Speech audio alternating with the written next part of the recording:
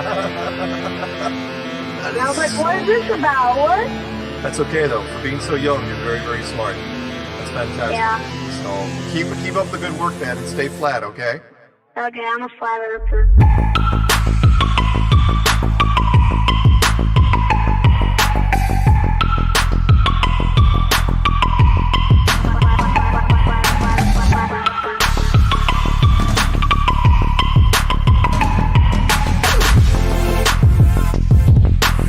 She couldn't do it.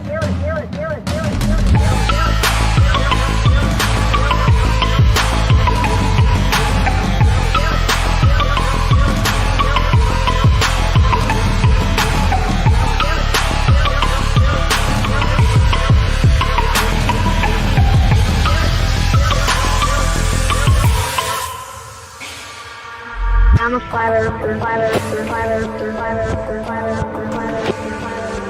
I'm a flat earther. I'm a flat earther. I'm a flat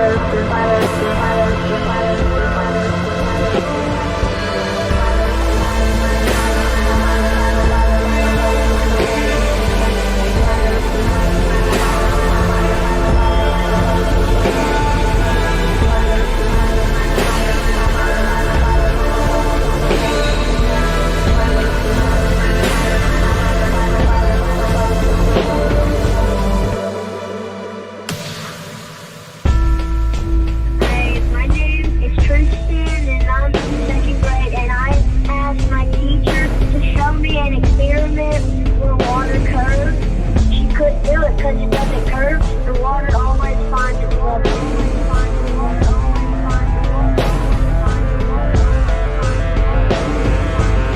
What'd your teacher do? She just didn't talk to me anymore. All she did was walk away. And I was like, what is this about? What? That's okay though. For being so young, you're very, very smart. That's fantastic. Yeah. So keep up the good work, man, and stay flat, okay? Okay, I'm a flat earther.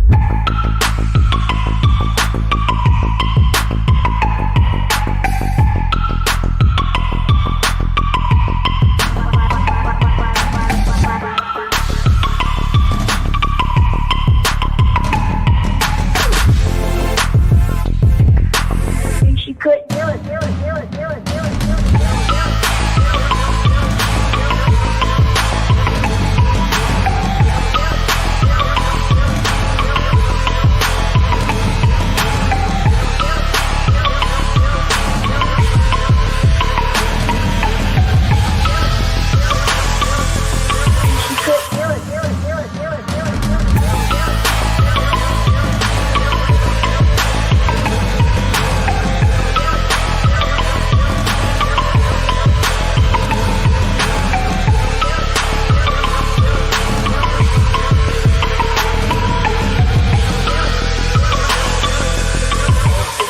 Up for sound bites. This is awesome.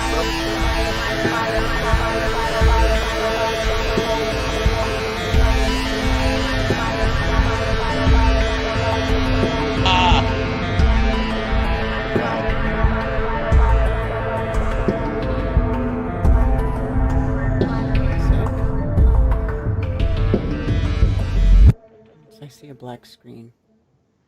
Uh-oh. Anyway, the song's over. Welcome to Anti-Religious Scripture Study with Karen B and Just Jack. Oh, there it goes. But I have a big gray blob on top of it. Why? That's because I got other stuff open on top of it. It does there look it better goes. now. Yes. Yes. Okay. Sorry, guys. Anyway, welcome to Anti-Religious Scripture Study with Karen B and Just Jack. And you can't really see us on screen right now, but today we are not doing a chapter translation like we usually do. Today we are doing a MOED update. So Jack has a document here that talks about, what is it? It talks about what MOED is, right? Yes. Are you just going to tell us all about MOED? Yeah, I mean that's going to be part of it. It's going to be review because I've hit it many times.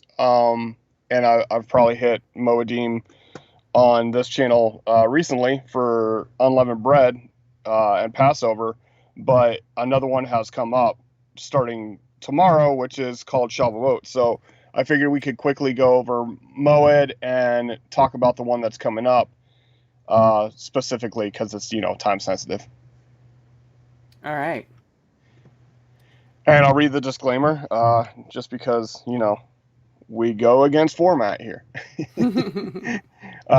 Just Jack's disclaimer to the religious. If you believe it's wrong to study the scripture outside of your religion or denomination, if you believe your religious leaders or church fathers are incapable of having inherited anti-scriptural traditions of men, if you've already made up your mind about scripture, including the scripture shouldn't be studied at all, then this stream is not for you. To others, if you are open-minded to others' opinions, if you haven't made up your mind about scripture, if you've been turned off to religion but believe there's truth in scripture that may have been changed or hidden by religion, if you live according to scripture and like to dig in and discover more, then this stream is for you. We are looking at scripture in the original language using concordances or dictionaries for root words as well as context from a non-religion perspective. We will as well have life experience discussion. We are not here to argue with others about theology or doctrine by the traditions of men, including Catholicism, Christianity, or Judaism.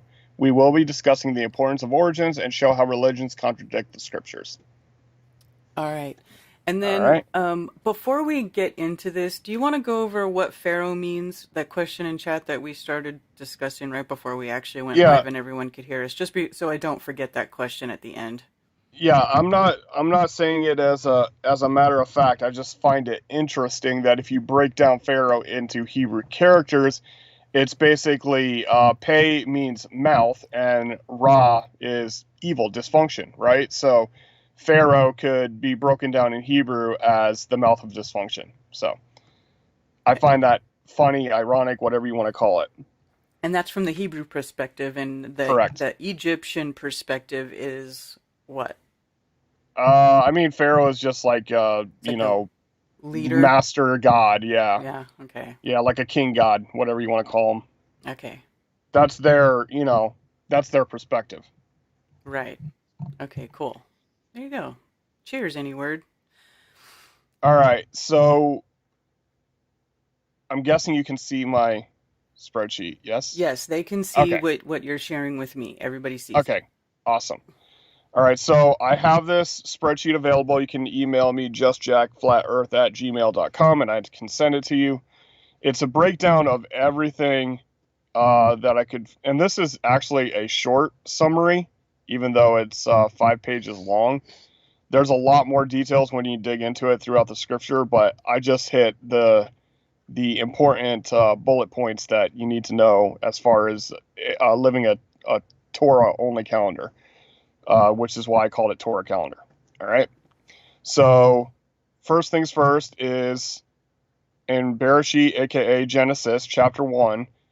It says, and they speak Elohim, exist from light or light sources in the shaped overlay, which is the Rakia, the firmament.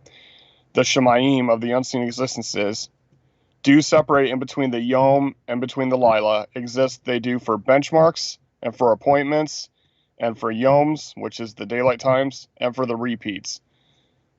Now, repeats, I say because they have it as years, but it actually is from this root right here. That is a folding, literally or figuratively, a duplicate by implication to change form, to do again, alter, repeat, and return. So these repeats are any repeats of the lights in the sky. And they exist, all have patterns. Correct. And exist they do to from the light sources in the Rakia, the Shemayim, to light on the arets. Okay, so the lights exist only for those on the arets, which is why I think it's improbable to get too high of an elevation and, keep track of the stars. Well, this, I think, is why some of the astronauts say that you can't see stars. Exactly. When you go way up high. Exactly, because it's for the arets. Like you can't, you can't do celestial navigation once you get above a certain altitude. Yeah, and even those high altitude balloons, it's like you don't really ever see stars hardly in the video, right? Because they get so high, it's like you don't see them anymore. Yeah.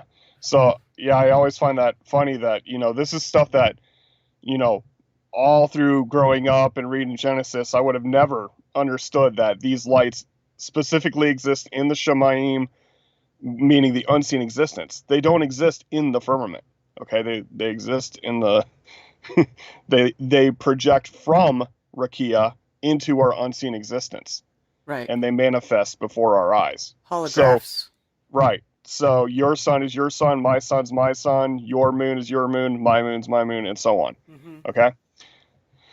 And exist affirm it, and it was so, right? And it exists affirm, and they do make Elohim, the duplicate light sources, the greats from the light source, great to rule the Yom, and from the light, the last to rule the Lila, day and night, and action also to the stars.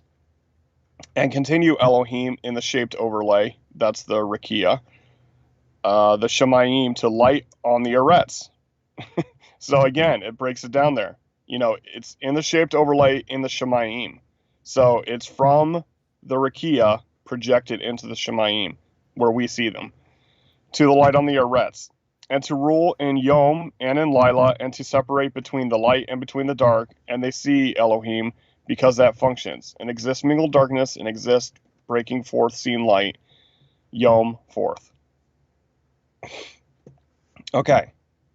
This is an important thing to know as far as when it speaks of the first month, and it's the term called Aviv. In the King James Version, it gets translated into all sorts of stuff because I think they're purposely trying to hide it, because it's a important agricultural term. That's when the barley is mature enough to harvest and roast. Aviv's first mention is during the flaming hail in Mitzrayim, aka Egypt, and the flax and the barley were smitten, for the barley was Aviv, translated as in the head or in the ear, and the flax was in the bud. Aviv barley, it's brittle, destroyed by hail, ripening lighten in color, not darken, because in the Strong's version of the translation, it says it's a dark green color. It's the opposite. It's actually when it lightens, when it's harvestable. You can't harvest it when it's green. It's like, it's just grass then, it's not grain. Roastable seed, it's harvest ready, bowing with the grain. Some people use this as a symbology. It becomes humbled and it bows down, where there's things that is called chaff, which is empty grain stalks. So the empty-headed stand proud and tall, but the humble bow down. Anyway, harvest ready, 2 to 3 weeks for the first fruit offering.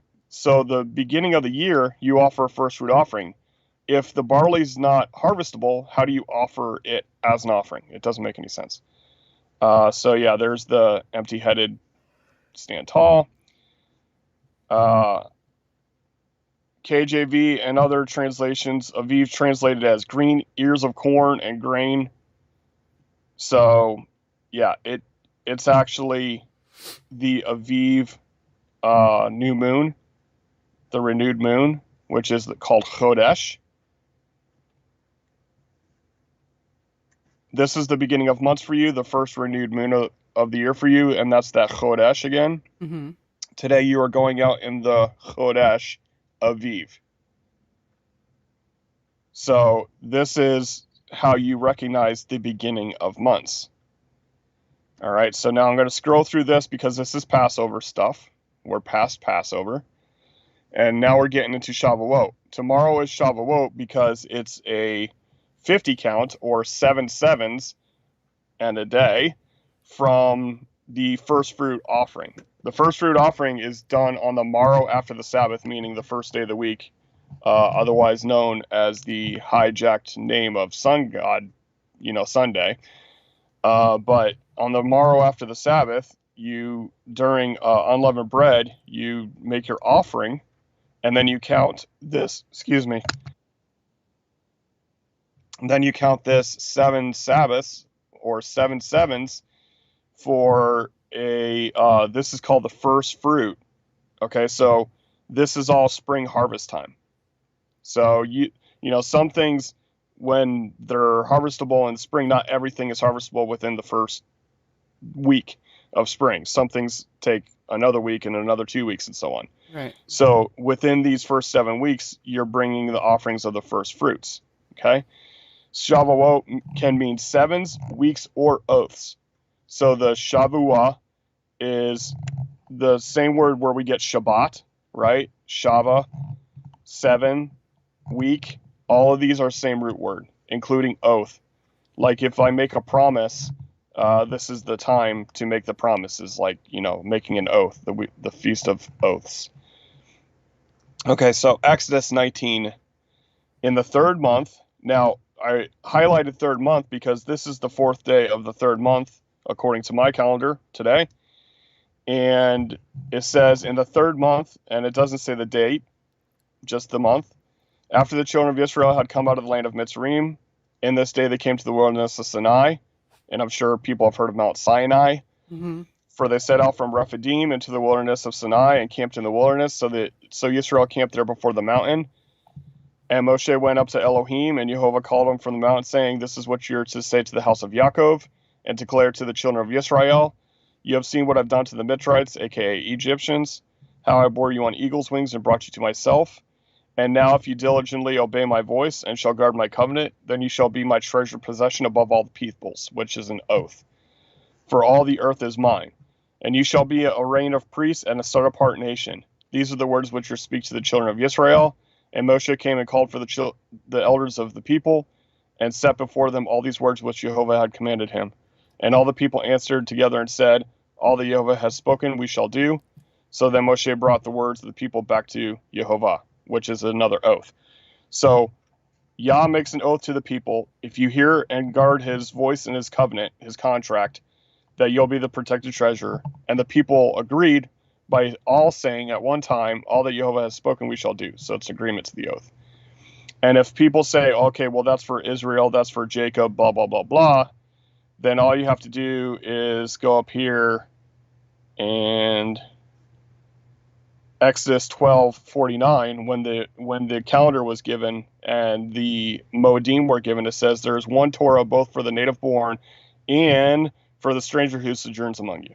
So it doesn't matter if you're born into Israel or you just join with the Creator. Okay? Okay. And also, it shall be a sign on your hand and as a reminder between your eyes. We went over this for unleavened bread. Like this should stand out to some people that stare at Revelations really hard. It shall be as a sign on your hand, as a reminder between your eyes. These Moedim. Okay? Awesome. All right. 3 times a year, you come up. Matzot, Shavuot, and Sukkot. There's this thing that's going around in people who are starting to look at the scripture rather than doing religion. And then there's different teachings out there, like the 7 feasts of the Lord. Well, number one, if you go through the collection of Moedim in Leviticus 23, you're not going to count 7. You're going to count more or less depending on how you organize them. It's the same thing as the 10 Commandments thing. If you go to Exodus 20, you try to count 10 Commandments, you're not going to get there except for if you've already memorized the list, right? So you've already separated it into columns that you've given it. So what I've done is I've looked at where it talks about the Moedim, and there's more a point to point out the 3 rather than the 7. So, all right, Exodus 23. "And all that I said, that you take heed, make no mention of the name of other mighty ones, like God and Baal." Anyway, "Let it not be heard from your mouth. 3 times a year you're to observe a festival to me." And this is that word chag that we looked at just recently. Like, let them go into the wilderness to have a festival, right? That chag is that, spinning, dancing around, maybe having a little something to drink, causing some spins, Mm-hmm. So this is that kind of festival. It's like, it's party time, right? "Guard the festival of unleavened bread, matzot. 7 days you're to eat unleavened bread, as I commanded you, in the appointed time, in the renewed moon of Aviv." There Aviv shows up again. It's very obvious that he wants us to keep track of this Aviv thing. So what For does in it, Aviv mean again? Aviv is that month which the barley is Aviv. Aviv is the agricultural term that means it's harvestable and roastable, Okay. right? So that's why it's important. Like we have the lights in the sky that tell us about the year, Mm-hmm. but we also have the agricultural things. There's other verses which we're not going to get into today, but there's other verses that talks about in the springtime where there's migrations, right? So if these migratories are happening, then it's also approaching that time. So beyond that next renewed moon will be the beginning of the year. All right. All right. For in it you came out of Mitzrayim, you do not appear before me empty-handed. In other words, don't just show up, right? Bring something. And the festival of harvest, which is the second MOED, which is called Shavuot, 7 weeks os, the first fruits of your labors which you have sown in the field. So remember, it's 7 Sabbaths, so 7 sevens is first fruits. And the festival of ingathering, Sukkot, which is temporary shelters made from thickets. And the outgoing of the year, which you gathered in the fruit of the labors of the field. 3 times a year, all your males are to report to the Master Yehovah. Up here. All right. So here again, Deuteronomy 16. Guard. This word is translated as keep in King James Version, and when we think keep, it's like you take something and then you hold it and it's yours. But this keep from Old English is actually a keep of like a castle. So you really protect it. You guard it. Okay. So guard the renewed moon of the Aviv. Obviously, again, very important when you're talking about the calendar. And then this is talking about the whole 3 Moedim, but as far as Shavuot goes, count 7 weeks for yourselves. Begin to count 7 weeks from the time that you put the sickle to the grain. That's the first fruit offering. And you shall perform the festival party of weeks to Yehovah your Elohim according to the voluntary offering of your hand. That's different from all the other offerings. All the other offerings, it tells you how much you bring, what type you bring, how much oil, how much wine, how much bread, how much grain. But this is saying whatever you feel, that you offer to the Creator because you're expecting it to be blessed, basically.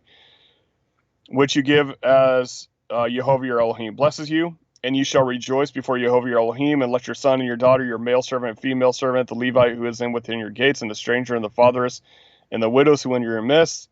Okay, so it's saying that you take care of those who can't provide for themselves during these times at the place where Yehovah your Elohim chooses to make his name dwell. And you shall remember that you were a slave in Mitzrayim, and you shall guard and do these laws. So this is all about remembering the freedom from slavery. And remember, when we describe the slavery of Egypt, it very much compares to the slavery of America. Right. Yes. It's free slavery, which free slavery ends up into being total slavery, where you're working only for quote unquote Pharaoh. Right. Which is what times, most people are doing these days. Right. 3 times a year, the festival of Matzot, Shavuot, and Sukkot. All right. As far as tithe is that 10% that you put away from all your income to give to the widows, orphans, those in need, and for the Moedim, which I was never taught any of this in church. Tithe is not supposed to be for the church. It's supposed to be for taking care of others and for the Moedim. Deuteronomy 14.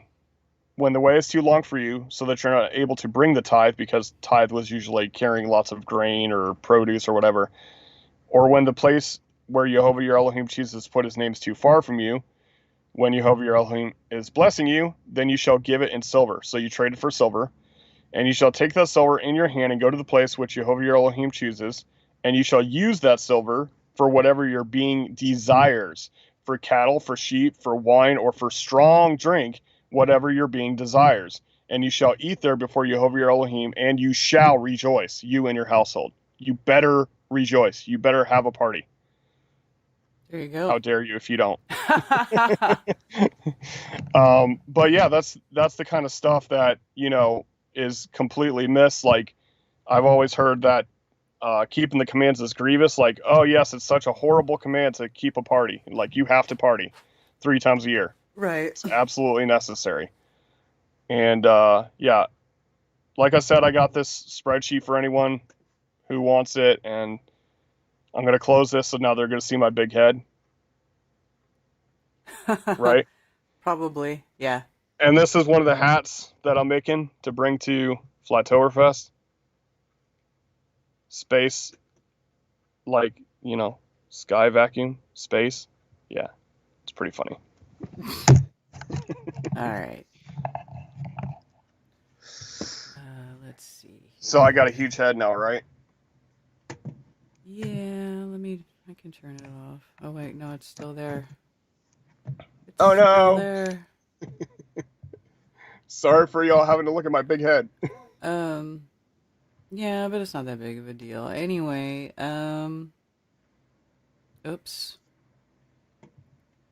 Any questions in chat? We'll just take a quick look and see if, whoops, I didn't mean to do that. Yeah, I was just looking through chat myself.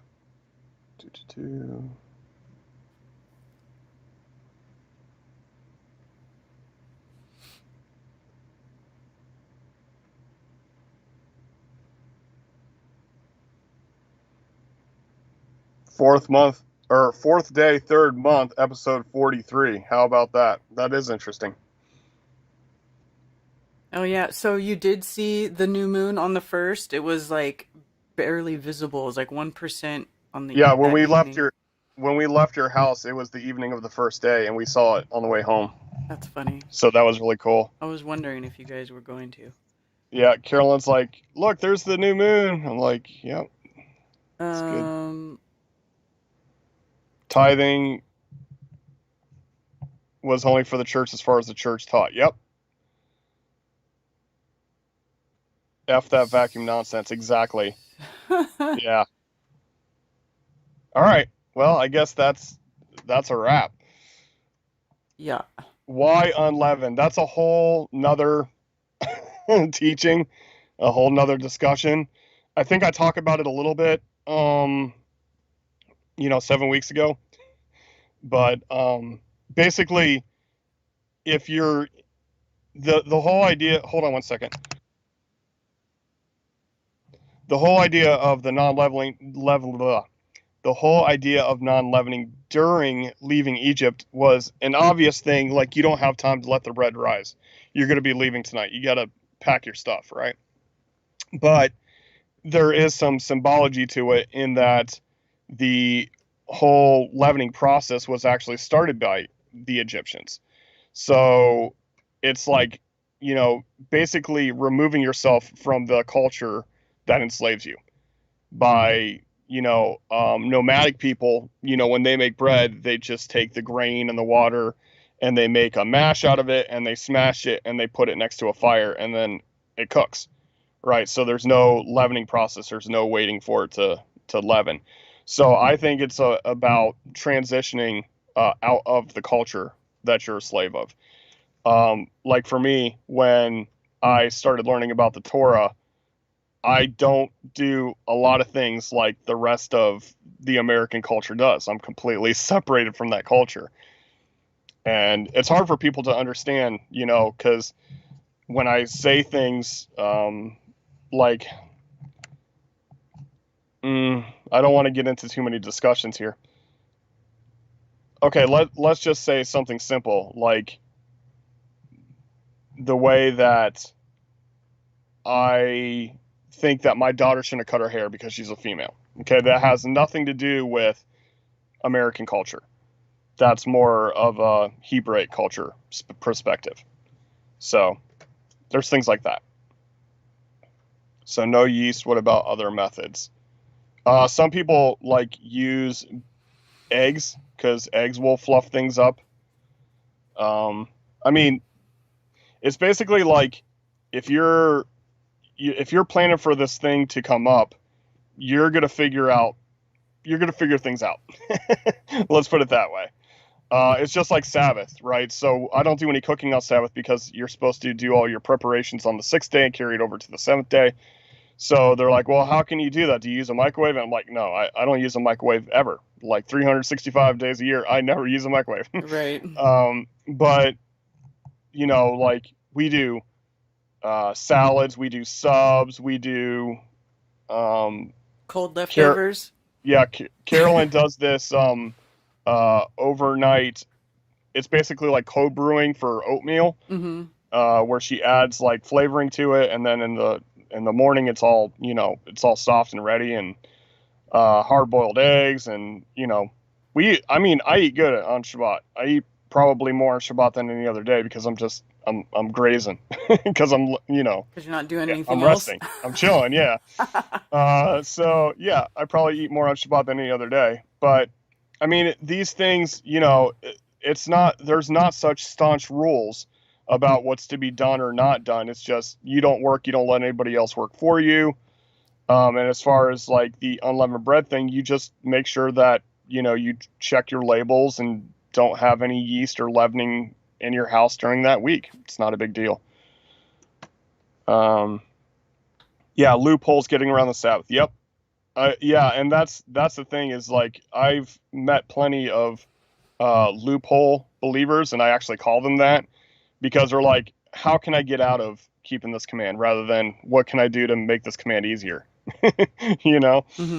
So yeah, I rather just I'm going to put my best effort because I know the experience I have when I put my best effort, when I actually try to live the best way I can according to Scripture. It's always a very good experience. There's a lot of extra religious stuff in these holidays, like for like Shavuot right now. I think I think the Jews like do a lot of like deep frying today or something. I don't know. There's different religious stuff that you can add to it, but I prefer not to.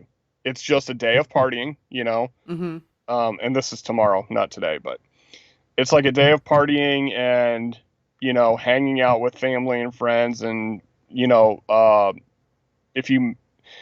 kind of like if you think about when I was about to say making oaths, it's kind of like New Year's resolution, right?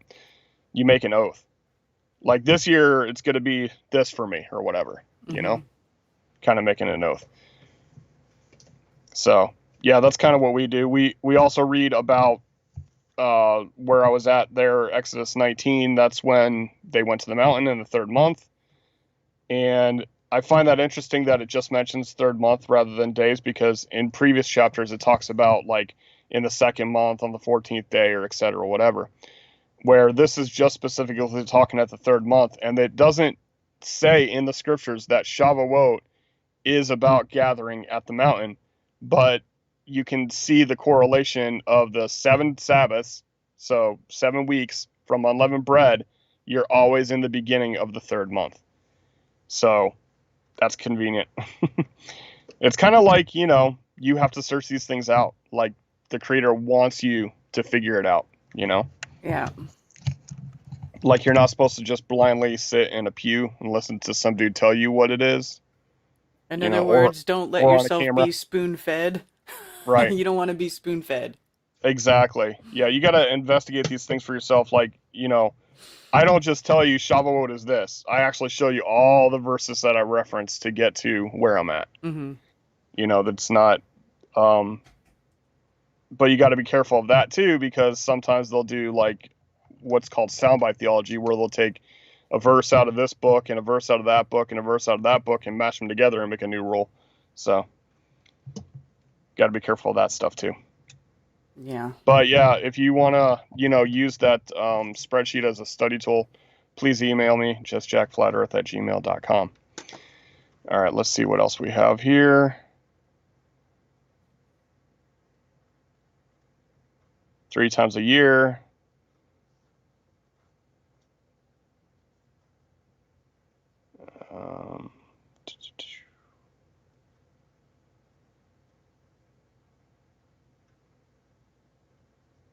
Yeah. All right. That looks good. Looks like we're wrapped up. All right. Awesome. Cool. All right, guys. Thanks. Stay flat. Yes. Thanks for being here for another episode of Anti-Religious Scripture Study with Karen B and Just Jack, and for joining us for today's MOED update. All right. Shabbat Shalom. Shabbat Shalom, and we will be back again next week. All right.